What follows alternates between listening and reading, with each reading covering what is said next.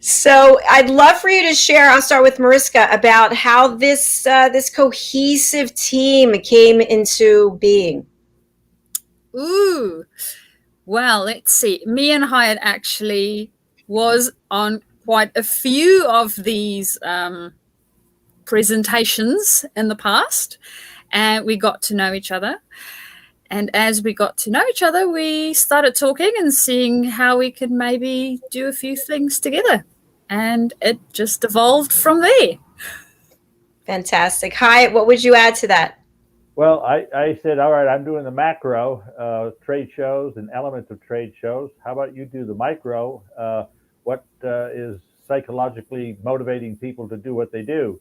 So I set the stage, and then she picked up from there, and we've had weekly, pre-event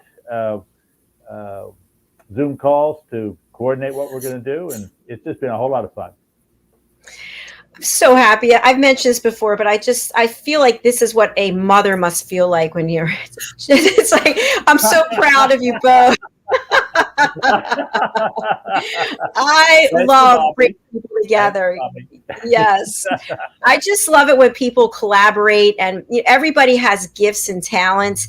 And when you can reach across the world and make a connection, it's just such a beautiful thing. So thank you both for doing that.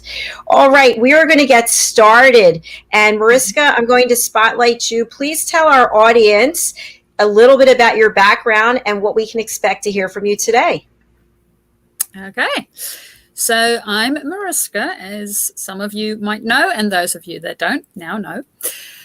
And I am a transition and career coach.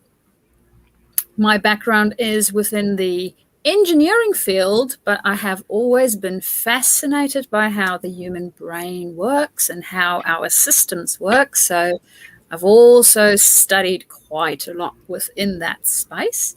And today we are going to look a little bit more at awareness. So awareness is quite an interesting aspect that all of us human beings have. Thank you so much. And yes, awareness is key. And I help people with listening. I feel like listening and awareness, there's a nice cohesiveness there, if you will. So thank you, Mariska. HIETT, I'm going to spotlight you now. Please give us a little bit of information about your background and what you're going to share with us today.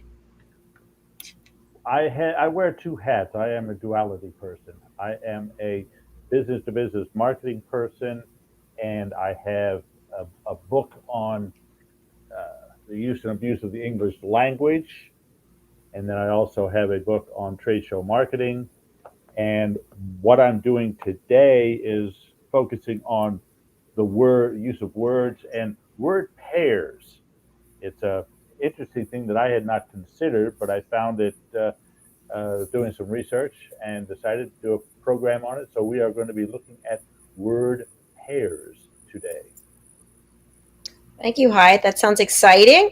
And one thing I just want to share with our audience that they probably don't know is that Mariska and HIETT are actually experts at role playing. So they've got a little bit of actor, actress in them. They've helped me with some role play, so I appreciate that. Okay, we are going to get started. Mariska, you're going to go first. And HIETT, I will go backstage and I will share your deck. Just give me one moment here. Okay, here we go, HIETT. There you go. Okay, so awareness. We all know that this is an important thing, but we sometimes forget that we always have it and that we can always use it. So what we will be looking at today is there is 3 principles as explained by Michael Hill, and the 3 principles basically consists of energy, or the source, basically, where we get our being from, so to speak. Then consciousness or awareness, and then thought. So we'll be looking a little bit at the awareness aspect as well as thinking or thought. but focusing more on awareness, and within awareness, looking at feeling, observing what it is that we might see or experience, and then the thinking around it. So when we think about feeling, or when we feel feeling, for that matter, or when we observe feeling, when we become aware of feeling, what feeling is really trying to do is to let us know something. It's a little bit like when we think about writing, feeling is exclamation marks and commas and spaces between words.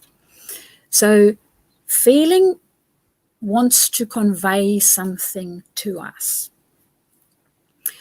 And a lot of the time we think, or we perceive feeling as something happening to us, and we can't change it, and we sort of get stuck within it. If it's joyful feelings or happy feelings, that's all good and we don't mind it. But of course, when it is feelings that isn't in that realm, where we feel angry or we feel upset, it feels like we can't get out of it. What the feeling is actually doing is sort of pointing us in a direction and telling us, well, this is where we're going at the moment. It is in a place where it's light and it's joyful, or it is towards a place where it's not so light and joyful, and it's maybe a little bit more draining and sad, whatever the feeling is that we might be feeling at that point in time. And this is basically what feeling does. Now, for us, being aware of this, right, just knowing it to start off with, is part of bringing that into our awareness. And then being aware of it when we are in that state of feeling, noticing what is happening and what it's trying to tell us, what it is trying to show us. Because when we become aware of the fact that it's trying to show us something, it doesn't necessarily lose its intensity, because we can still get closer to it and feel it more. So it can become more intense if we want it to become more intense, but we can also step away from it.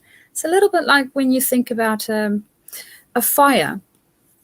So the feeling is the fire. And then when we get closer to it, we feel more of the heat. But when we step away from it, we feel less of that heat. But we can still see the fire. So that's what our awareness does. It helps us to step closer to it if we want to step closer to it, or step away from it, but still see it and still observe it. And that is where observation comes in. So observing what is happening to us. And this is whether it is thinking, whether it is feeling, or whether it is our actions. Our thinking is one of those things it's part of the three principles.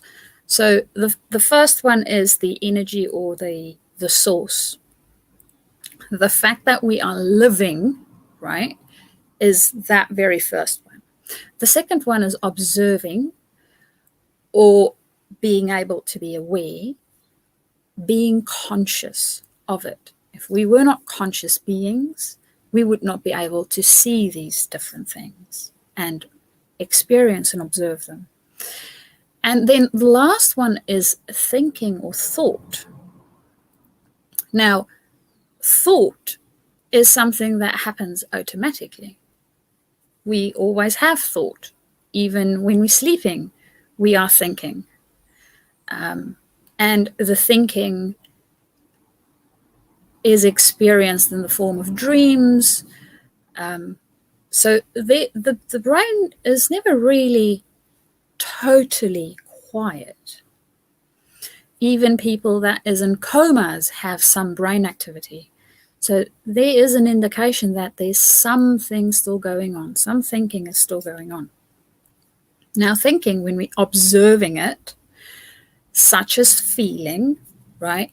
Our thinking is a little bit like a movie.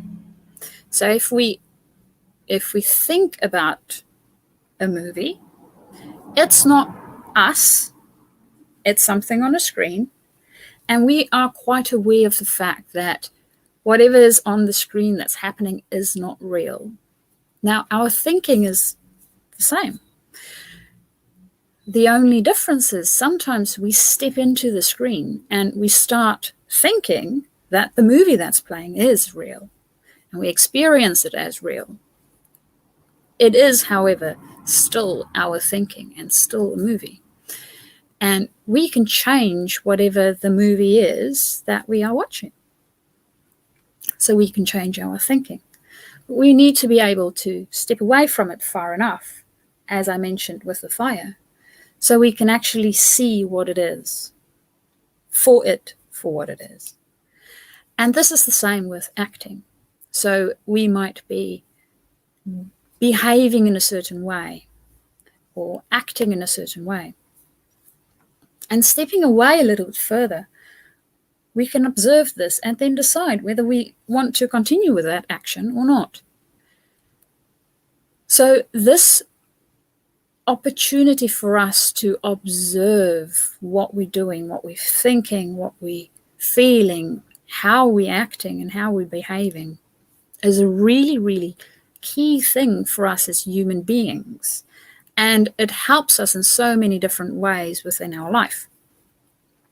Because when we can observe the things we are feeling and we don't stand so close to it that we get burned, we can see it for what it is, that it is pointing us in different directions, and that we don't necessarily need to stand in it the whole time.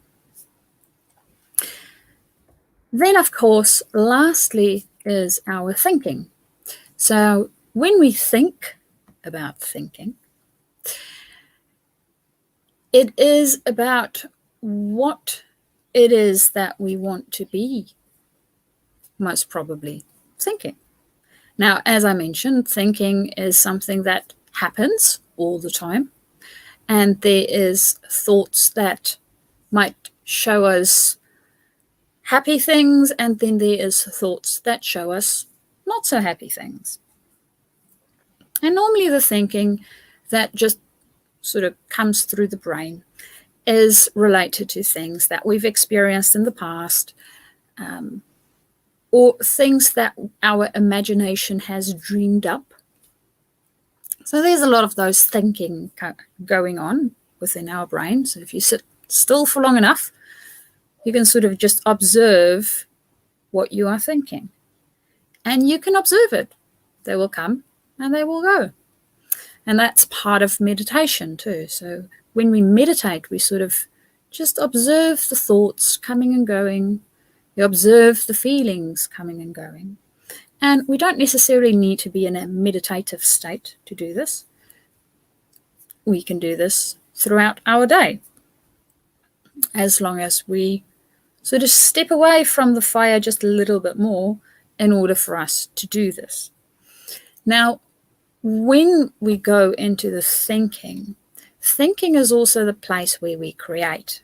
So through thought, we create. We take something that maybe doesn't exist and we create something new, or we take something old and we create something new from the old thing. And this is done through our thinking. So when you think of maybe an artist starting a painting, they don't necessarily have the whole painting mapped out in their head. Sometimes they do, but sometimes they don't.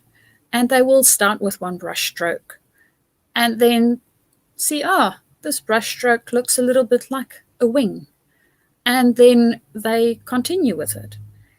And then they might be painting a bird or a butterfly.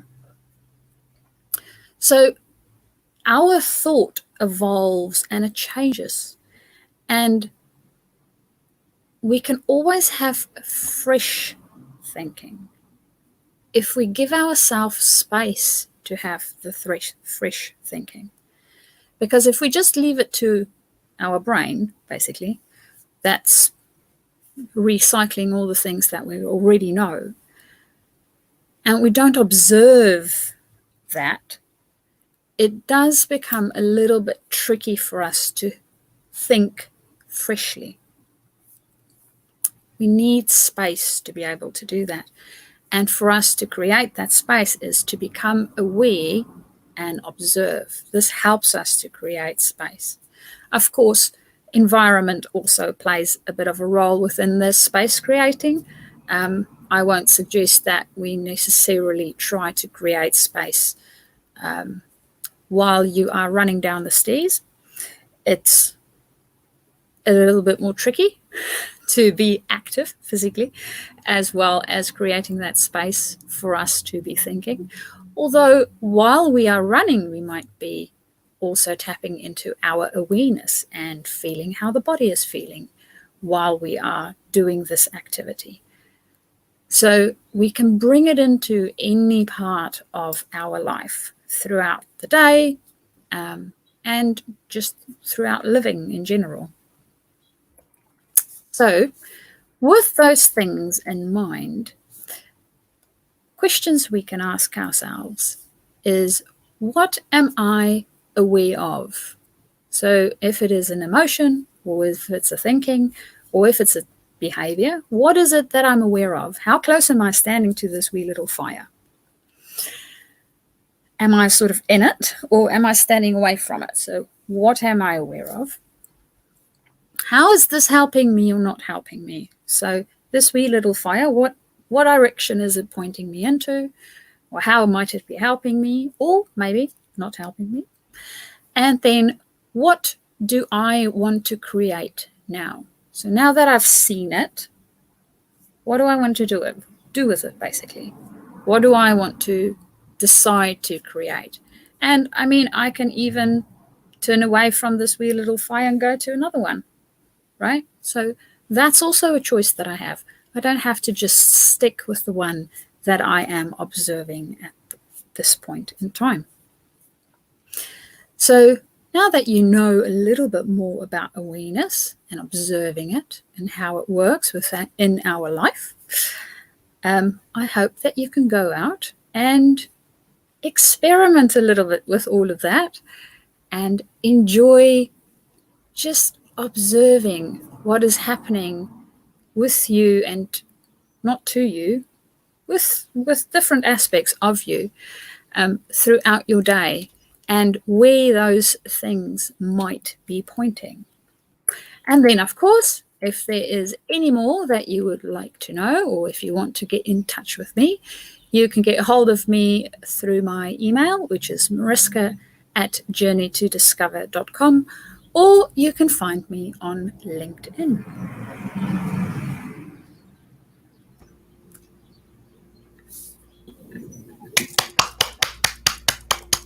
Well done, as always. Thank you. Thank you very much. Hyatt, are you with us? Is your voice? Yes, ma'am, I am. Yes, yep. I love it when everything's working well. Fantastic. It's great to have you both here. Hyatt, what comments might you have for Mariska? Well, I found it very insightful, the feelings, and I like the fire example. You know, you can see it, then you can feel the heat, and you can get close to it, or you can back away from it. So it's a good analogy to how we approach things on a day-by-day basis. Thank you, Hyatt. And Mariska, I'm a visual learner, so I just love your decks. They're getting better and better. This one, it really drew me in. I love the coloring, and I don't know, there's just something about it that I really loved. So well done. Thank you. Well, I am trying to incorporate all sorts of learning, seeing as some of us are visual, as you mentioned, and some people are auditory, and some people like doing. So having some of those aspects in there, I find helpful. Absolutely. I agree. Thank you. We are going to take a break and hear from some of our sponsors. And actually, we're going to watch a really cool clip called the Earthshot Prize that I want to thank Ian Palm Turner and Helena Shard over there in the UK for sharing this on Celebrate Great Britain Royally Rich. And then we'll be back with the wonderful Mr. Hyatt Ives in his presentation. So let's take a look at the Earthshot Prize followed by another clip.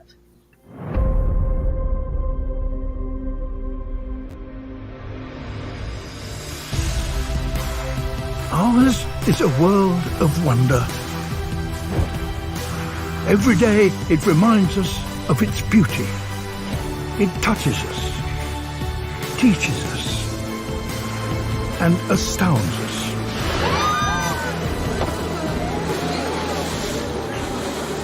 But it also warns us that what we throw away does not go away.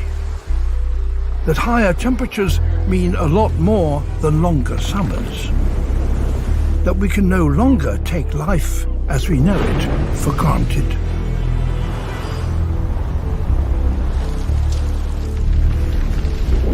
We are at a unique stage in our history.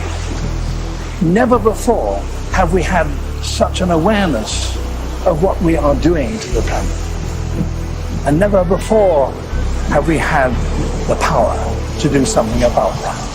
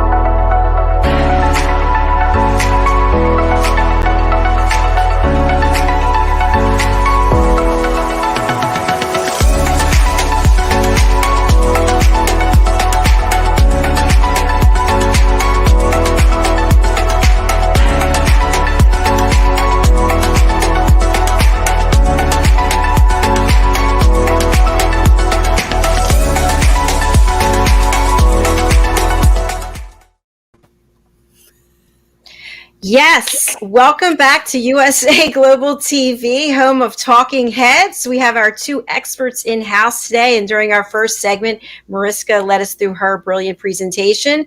And now it's over to Mr. Hyatt Ives for his presentation. Mariska and I will head backstage. Hyatt, have a great one. Thanks, Doctor. I too have a deck, but it's unfortunately not working, so I will work from it, and it will be a verbal presentation. We're going to talk about word pairs today.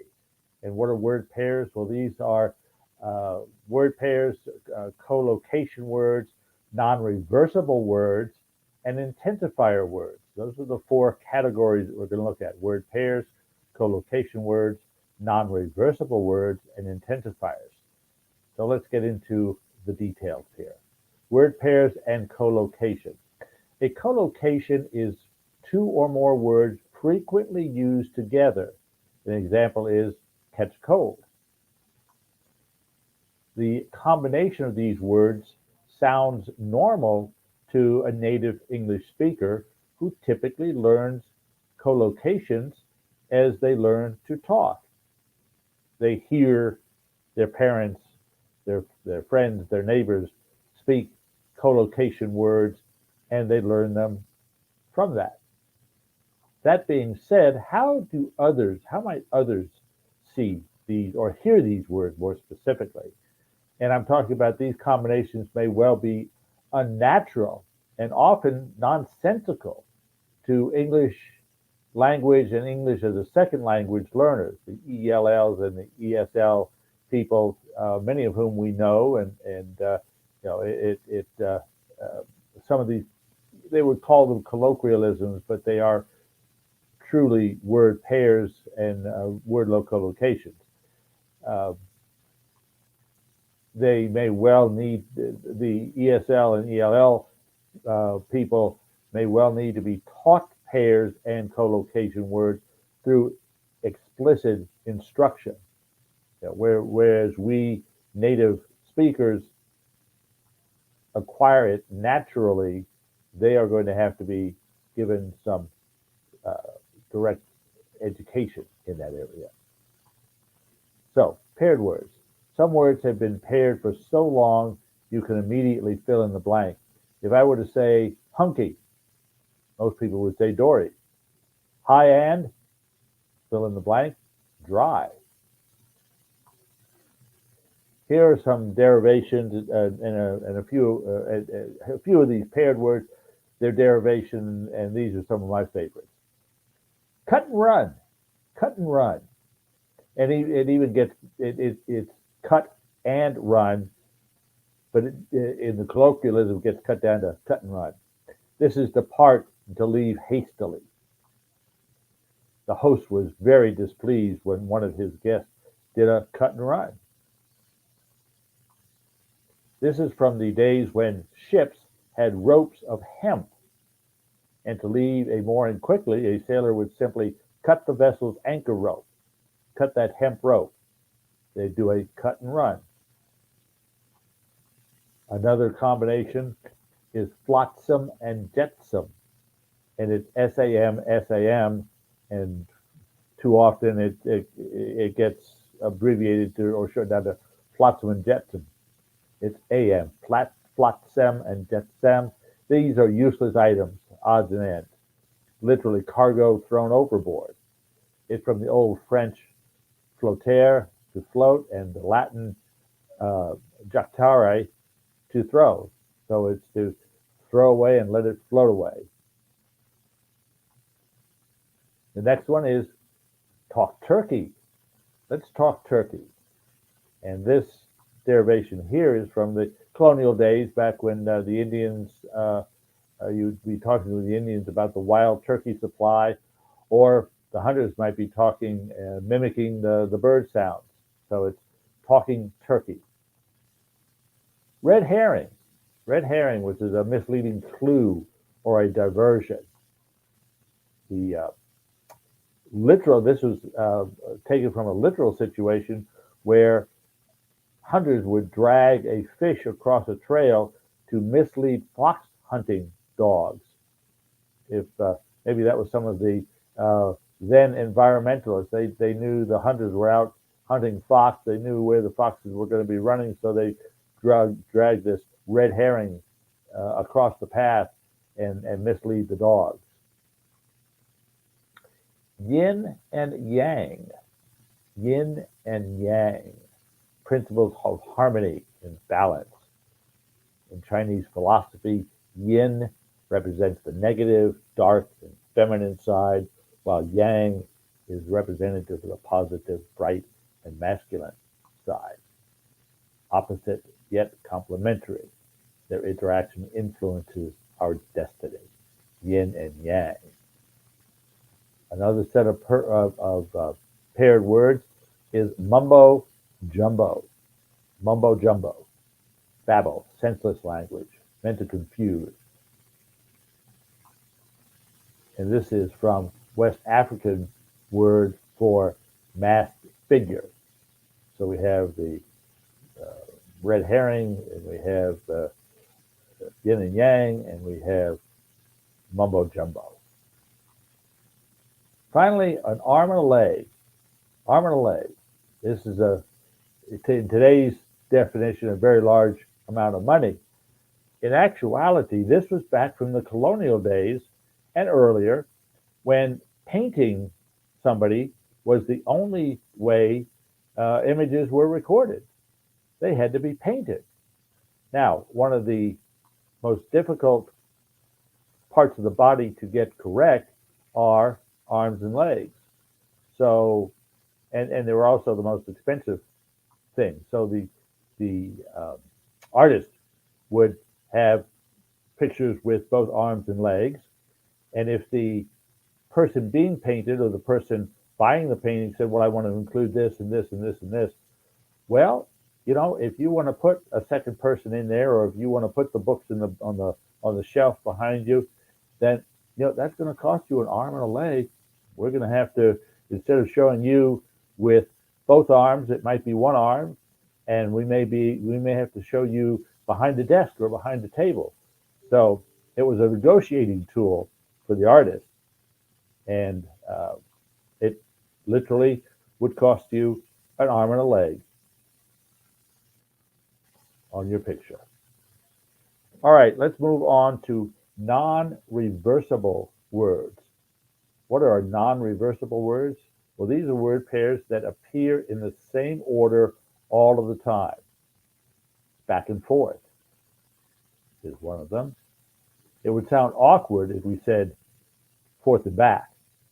It's just become the way you do it.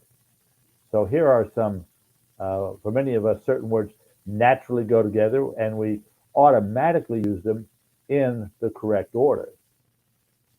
Some examples of that are Adam and Eve. You've never heard it said Eve and Adam. Back and forth, as we just did. Bacon and eggs. Bed and breakfast.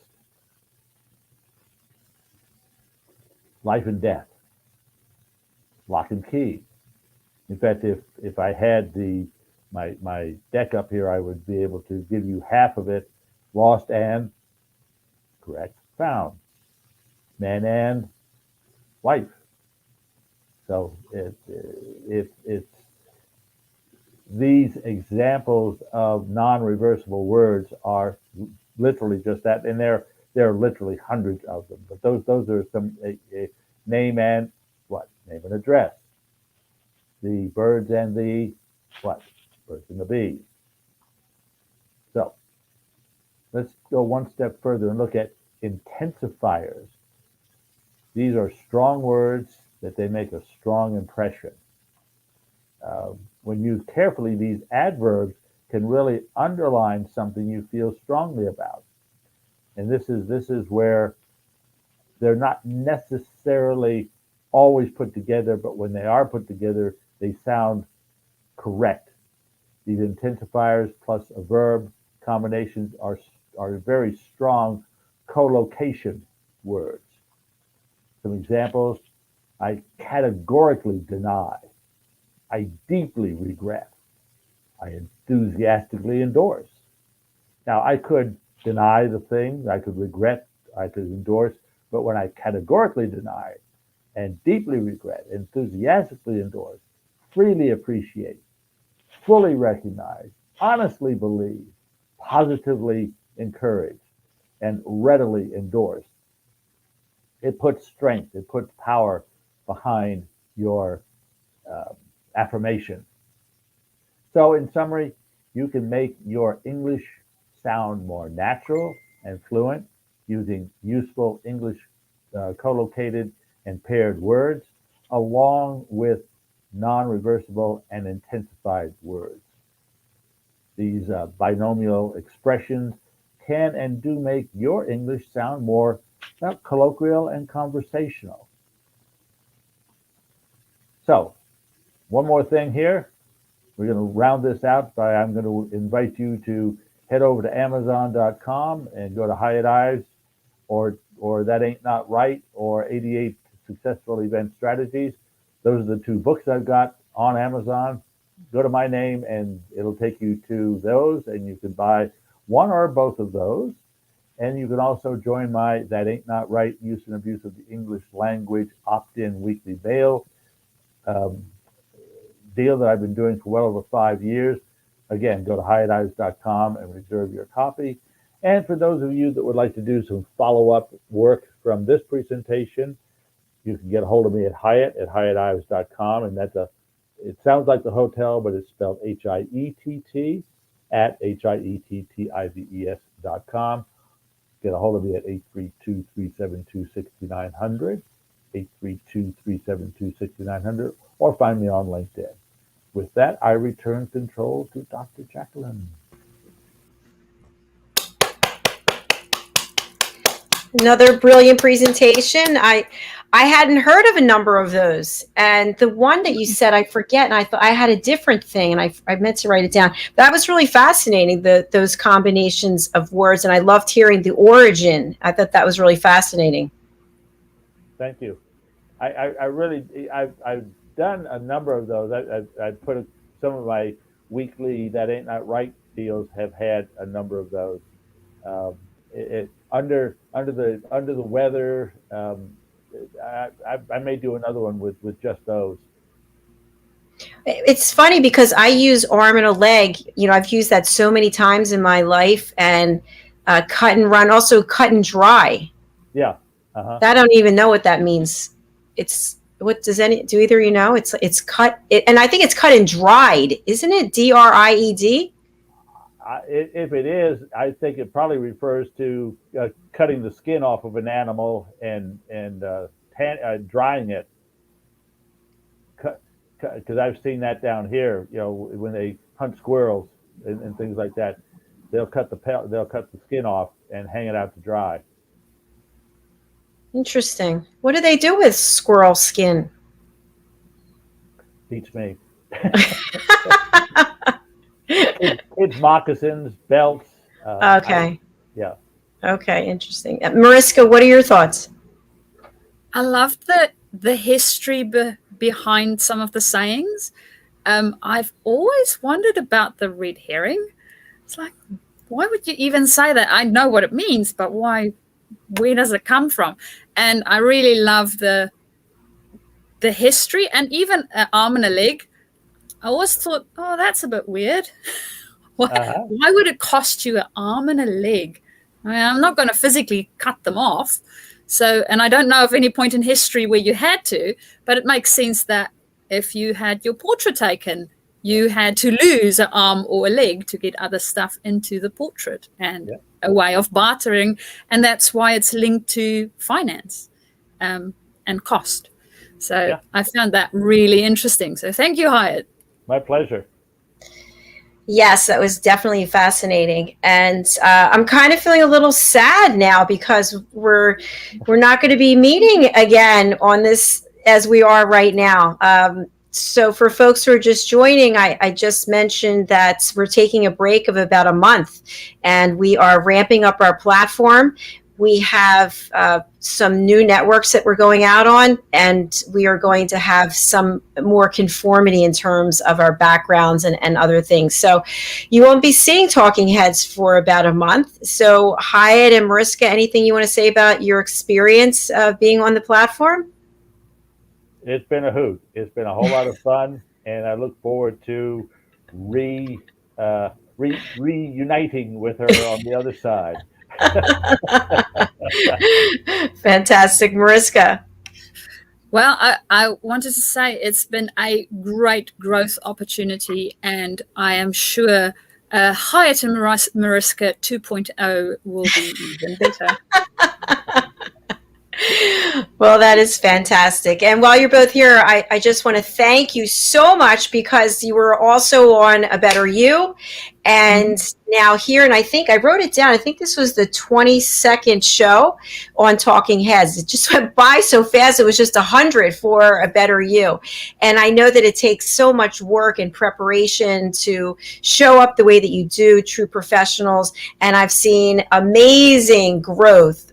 You were already grown, right? But I've seen amazing growth from just what you've been doing here on this platform. So I really thank you for being a part of this and taking this journey along with it. It used to be just me, but now it's actually us at USA Global TV. And as a matter of fact, we're hiring Yes, we are hiring. So we are hiring 5 interns right away. And the interns are going to be doing a number of different things. And then we also have some other openings in the production department. So please do reach out to Dr. JACALYN at usaglobaltv.com. And somebody will be giving me the information and I will review it and get back to you. So that being said, I'm going to spotlight you, Hyatt. And if you could just again give your contact information and what would you like to leave the wonderful viewers and listeners who have been showing up? Maybe it's not on the live, but it's on the replay. What would you like to leave them with until they see you again? Gee, that's a good question. I'd like them to take some of the advice and counsel, use some of the suggestions that I have come up with, both in the That Ain't Not Right category and in the trade show category. Those are the 2 arenas that I've been working in. I've thoroughly enjoyed sharing the knowledge and background that I have, and look forward to people picking up on that, using it, and if I can be of further assistance to them in either of those verticals, I'm open to having you get a hold of me at HIETT@HIETTIVES.com, HIETT at HIETTIVES.com, or 832-372-6900, 832-372-6900, or find me on LinkedIn. And thank you for the opportunity, Doctor. Thank you, Hyatt. And I also want to announce to our audience, Hyatt doesn't even know I'm going to say this, but Hyatt is a millimeter away from being certified and from the power of listening. So I thank you, Hyatt. He's taken both of the courses. There's just a quiz that I haven't sent out yet. And of course, he's going to get it with flying colors. So if you wanted somebody who knows the foundations of listening, that would be Hyatt Ives. He's got many talents, many skills, and now a new certification coming his way. Thank you, Hyatt.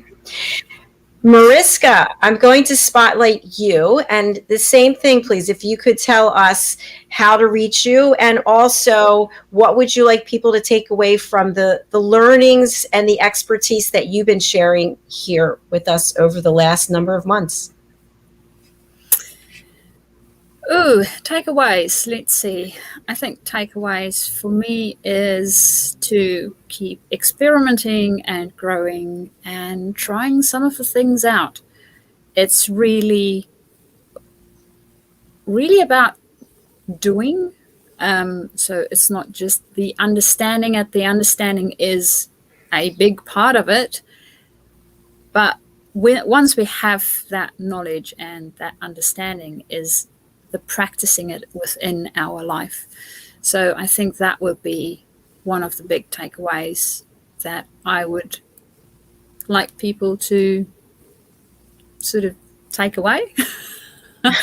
And then for getting in contact with me, you guys can get in contact with me on LinkedIn, or otherwise you can email me at mariska@journeytodiscover.com. So it's MARISKA at JOURNEY _2 discover DISCOVER.com.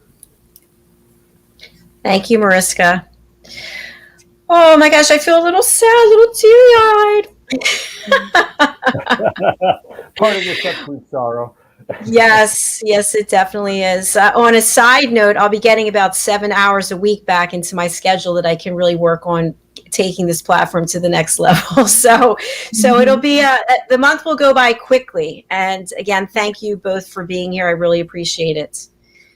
All right, I'll see you later.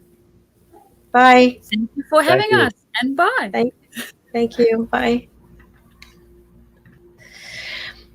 We are just so thankful that you have been watching our programs, whether it's live streaming or whether it's over on YouTube or Facebook or LinkedIn. It's amazing where we were, where we are, and where we're going. And I said this before, we started out with a telephone connected to Business Talk Radio, and I was being interviewed for probably 4 or 5 months. Then I wanted to take over the show. They said it wasn't possible, and I convinced them otherwise, and I took over the show, and we met on Zoom, and it would be the guest, myself, and then the broadcast engineer who would take us out over the airwaves. And so we went from that to StreamYard, and from StreamYard to, we had Rapping with Dr. JACALYN and A Better You, and now we have 18 to 20 shows a week, which is going to be less by 7 for a month. But we are USA Global TV. I have business partners, and now A Better You is gone. We retired it, and we are Talking Heads. So it's been an amazing ride. I couldn't have done it without you. And I hope that you will stay with us for the next part of this incredible journey as we expand our platforms. We bring you more amazing, incredible interviews as well as guests. And as we expand, I want to just mention again, we are looking to hire 5 interns, and these interns should be heart-centered. They should be self-motivated, personable, and humble. And we will work with them till the end of the year and see what their skill sets are, and then offer them a position based on their performance, a paid position starting in January of 2022. So thank you again. I look forward to seeing you again on one of our other programs.